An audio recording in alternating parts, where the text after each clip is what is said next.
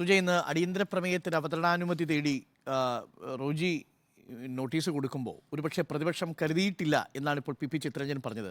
അനുമതി ലഭിക്കുമെന്ന്. അപ്പോൾ അനുമതി ലഭിച്ചു. 2 മണിക്കൂർ നേരം വലിയ ചർച്ച നടന്നു. ആരാരെ എക്സ്പോസ് ചെയ്തു എന്നാണ് ഏറ്റവും ഒടുവിൽ നമ്മൾ എത്തുന്നത്. 2 മണിക്കൂർ ചർച്ച നടന്നിട്ടില്ല എന്നതാണ് വസ്തുത. 1 മണിക്കൂർ 7 മിനിറ്റ് ആയപ്പോഴേക്കും പ്രതിപക്ഷം ബഹളം തുടങ്ങി. 1 മണിക്കൂർ 36 മിനിറ്റ് ആയപ്പോൾ പ്രതിപക്ഷം സഭ വിട്ടിറങ്ങിപ്പോയി. അതായത് ചർച്ചയ്ക്കായി അനുവദിച്ച 2 മണിക്കൂർ പോലും പ്രൊഡക്റ്റീവായി ഉപയോഗിക്കാൻ പ്രതിപക്ഷം തയ്യാറെടുത്തല്ല വന്നത്. ഒരു അടിയന്തര പ്രമേയ നോട്ടീസ് കൊടുക്കുന്നു, പതിവ് പോലെ അത് അവതരണാനുമതി നിഷേധിക്കുന്നു, വാർത്താ പ്രാധാന്യം നേടുന്നു. ഞങ്ങളിത് ഉന്നയിക്കാൻ ശ്രമിച്ചു, പക്ഷേ അത് വിജയിച്ചില്ല. കൃത്യമായി കേന്ദ്രത്തിനെതിരെ നടത്തുന്ന സമരത്തിലേക്ക് ഞങ്ങൾ പോകാത്തത് ഇതുകൊണ്ടാണ്, ഞങ്ങളെ കൂടി വസ്തുതകൾ ബോധ്യപ്പെടുത്തൂ, ധവളപത്രം ഇറക്കൂ എന്നൊക്കെയാണല്ലോ പ്രതിപക്ഷം ആവർത്തിച്ച് പറഞ്ഞുകൊണ്ടിരുന്നത്. അപ്പോൾ ആ സ്ഥിരം പ്രതികരണത്തിൽ നിർത്താമെന്നാണ് പ്രതിപക്ഷം കരുതിയിരുന്നത്. പക്ഷേ അവിടെ കൃത്യമായി അതിൽ അവർക്ക് തെറ്റിപ്പോയി. മുഖ്യമന്ത്രി അവിടെ കൃത്യമായ ഒരു സ്റ്റാൻഡ് എടുത്തു എന്നതാണ് ഇന്നത്തെ ആകെ കാര്യങ്ങൾ നോക്കുമ്പോൾ മനസ്സിലാക്കേണ്ടത്. ഇവിടെ 2 മണിക്കൂർ ചർച്ചയിൽ എത്തുമ്പോൾ ഉച്ചയ്ക്ക് 1 മണി മുതൽ 2 മണിക്കൂറാണ് നിശ്ചയിച്ചത്. പക്ഷേ അക്കാര്യത്തിൽ കൃത്യമായി ഒട്ടും പഠിച്ചല്ല വന്നതെന്ന് വ്യക്തമാക്കുന്നതായിരുന്നു പ്രതികരണങ്ങൾ. അതെ, പ്രതിപക്ഷത്തിന് കൃത്യമായ മറുപടികൾ പലയിടത്തും ഇല്ലായിരുന്നു.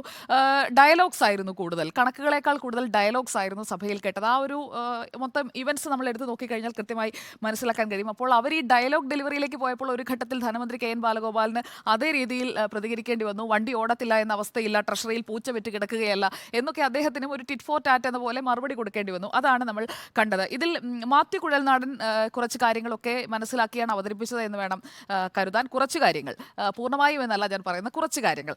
57,000 കോടി, ആ 57,000 കോടി കിട്ടാനുണ്ടെന്ന് ധനമന്ത്രി പറഞ്ഞത് തെറ്റാണ് എന്ന് സ്ഥാപിക്കാനാണ് മാത്യു കുഴൽനാടൻ ഇന്ന് പ്രധാനമായും ശ്രമിച്ചത്. അതെ, അത് തന്നെ, അതാ പറഞ്ഞു, കുറച്ച് കാര്യങ്ങൾ പഠിച്ചിട്ട് വന്നു. അതുകൊണ്ടാണ് ഞാൻ ആ വാക്ക് തന്നെ ഉപയോഗിച്ചത്. അപ്പോൾ അതിൽ പറയുന്ന കണക്ക് അന്ന് പറഞ്ഞ അതേ കണക്കാണ്. 2023 ജൂലൈയിൽ ധനമന്ത്രി കേന്ദ്രത്തോട് പറഞ്ഞത് എന്താണ്? 31,169. നമുക്ക് തന്നെ അറിയാമല്ലോ, 2023 ജൂലൈക്ക് ശേഷം ധനമന്ത്രി കെ എൻ ബാലഗോപാൽ തന്നെ കൃത്യമായി ഫാക്സ് വെച്ച് സംസാരിച്ചിട്ടുണ്ട്. ഇത്രയാണ്, ഏതൊക്കെ ഹെഡ്സിലാണ് ഈ വിഹിതം കിട്ടാനുള്ളത് എന്നതൊക്കെ പറയുന്നു. അതിന് ധനമന്ത്രി നിർമ്മല സീതാരാമൻ വന്ന് മറുപടി പറയുന്നു. അതൊക്കെ ഈ കണക്ക് വിശദമാക്കി തന്നെ പറഞ്ഞ് അങ്ങോട്ടും ഇങ്ങോട്ടും പറഞ്ഞു നിൽക്കുന്ന ഒരു ഘട്ടമുണ്ട്. അപ്പോൾ പി കെ കുഞ്ഞാലിക്കുട്ടി ഇടപെട്ട ഒരു സേഫ്റ്റി മെഷർ എന്ന രീതിയിൽ പി കെ കുഞ്ഞാലിക്കുട്ടി ഇടപെടുകയാണ്. പി കെ കുഞ്ഞാലിക്കുട്ടി പറയുന്നു ചെലവിന് കുറവില്ല, ഇവന്റ് മാനേജ്മെന്റ് കുറച്ചുകൂടെ. കാരണം ഈ കണക്ക് പറയുന്നതിലെ പാളിച്ച മനസ്സിലാക്കിയിട്ടാണോ എന്നറിയില്ല, പി കെ കുഞ്ഞാലിക്കുട്ടി ഇടപെട്ടുകൊണ്ട് മറ്റൊരു തരത്തിലേക്ക് ചർച്ച വിടുന്നു. അതിനുശേഷം കെ കെ രമ അടക്കമുള്ളവർ ഏറ്റെടുക്കുമ്പോഴും സമാന രീതിയിൽ ആ ചർച്ച കൊണ്ടുപോകുന്നതാണ് എൻ്റെ ശ്രദ്ധയിൽപ്പെട്ടത്. ഇതിൽ ധനമന്ത്രി ചില കാര്യങ്ങളൊക്കെ ഇന്ന് സ്ഥാപിക്കാൻ ശ്രമിച്ചിട്ടുണ്ട്. ആഭ്യന്തര വരുമാനം വർദ്ധിപ്പിക്കാൻ ശ്രമിച്ചു. അത് എത്രത്തോളം വർദ്ധിപ്പിക്കാൻ സാധിച്ചിട്ടുണ്ട് എന്നതിന് ധനമന്ത്രിയുടെ പക്കലും കൃത്യമായ കണക്കുണ്ടായിരുന്നില്ല. 2 വർഷം കൊണ്ട് അധികമായി പിരിച്ച തുക മാത്രമാണ് അദ്ദേഹവും ഇന്ന് വിശദീകരിച്ചത്. അങ്ങനെയാണ് ഞാൻ മനസ്സിലാക്കുന്നത്. 24,000 കോടിയോളം അധികമായി പിരിച്ചു എന്നുള്ളത് ധനമന്ത്രി കെ എൻ ബാലഗോപാൽ. അതെ, 24,000 കോടിയുടെ ഒരു പ്ലസ് അതുണ്ടായി എന്നുള്ളത് അദ്ദേഹം കൃത്യമായി പറയുന്നു. അതിനിടയിൽ എന്നെ നെല്ലിക്കുന്ന് ഇടപെടുമ്പോൾ കേന്ദ്രത്തിനെതിരായ സമരത്തിൽ നിന്ന് വിട്ടുനിൽക്കുന്നതിൽ ഉള്ള ഒരു രാഷ്ട്രീയ ചോദ്യം അതിനിടയിൽ കടന്നു വരികയാണ്.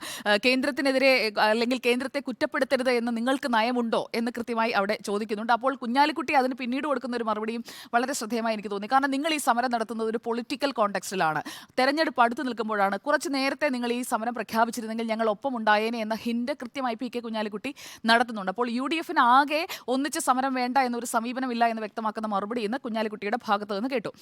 അതിനിടയിൽ മറ്റൊരു പ്രധാനപ്പെട്ട കാര്യം എന്ന് വെച്ചാൽ ഈ 15ാം ധനകാര്യ കമ്മീഷന്റെ കാലാവധി കഴിഞ്ഞ് 16ാം ധനകാര്യ കമ്മീഷനിലേക്ക് എത്തുകയാണ്.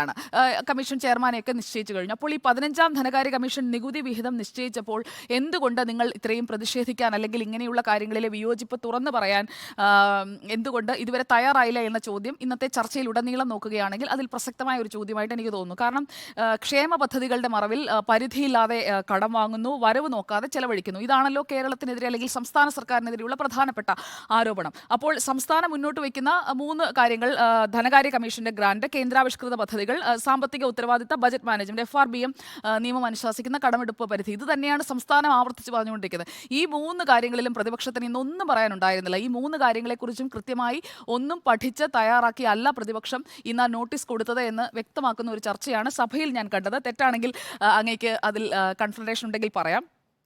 ഇനിയിപ്പോൾ നോക്കൂ, 16ാം ധനകാര്യ കമ്മീഷന്റെ അധ്യക്ഷനായ അരവിന്ദ് പനഗാരിയ വരികയാണ്. ഞാൻ മനസ്സിലാക്കുന്നതനുസരിച്ച് കേരളത്തിന് കിട്ടാനുള്ള വിഹിതം ഇനിയും കുറയാൻ പോവുകയാണ്, അല്ലാതെ കൂടുന്ന ഒരു സാഹചര്യം ഇപ്പോൾ നിലനിൽക്കുന്നില്ല. മിച്ച വിഹിതത്തിന്റെ 1.92% മാത്രമാണ് കേരളത്തിന് ലഭിച്ചത്. അപ്പോൾ ഈ മൊത്ത വിഹിതത്തിൽ നഷ്ടം സംഭവിച്ചതിനെക്കുറിച്ചുള്ള 15ാം ധനകാര്യ കമ്മീഷന്റെ ശുപാർശകൾ അനുസരിച്ചുള്ള ആ കുറവിനെക്കുറിച്ച് സംസാരിക്കാൻ പോലും പ്രതിപക്ഷം തയ്യാറാകുന്നില്ല എന്നിടത്താണ് പ്രതിപക്ഷം എക്സ്പോസ് ആവുന്നത്. പ്രതിപക്ഷം ഇന്നത്തെ ചർച്ചയിൽ എക്സ്പോസ് ആയിട്ടുണ്ട് എന്ന് തന്നെയാണ് ഞാൻ കരുതുന്നത്. അവസാനിപ്പിക്കാം. എന്തായാലും കള്ളക്കണക്കല്ല പറയുന്നത് എന്ന് ധനമന്ത്രി പറയുമ്പോൾ ആ കണക്കിൽ കൺഫ്രണ്ട് ചെയ്യാൻ പോലും പ്രതിപക്ഷത്തിന് കഴിഞ്ഞിട്ടില്ല. ആ കള്ളക്കണക്കല്ല എന്ന് പറഞ്ഞതിന്റെ തൊട്ടടുത്ത മിനിറ്റിലാണ് ഇവർ ഇറങ്ങിപ്പോകുന്നത്. അപ്പോൾ ആ ഇറങ്ങിപ്പോക്ക് മറുപടി ഇല്ലാത്തത് കൊണ്ടാണോ എന്ന ചോദ്യം ഇവിടെ നിലനിൽക്കുന്നുണ്ട്.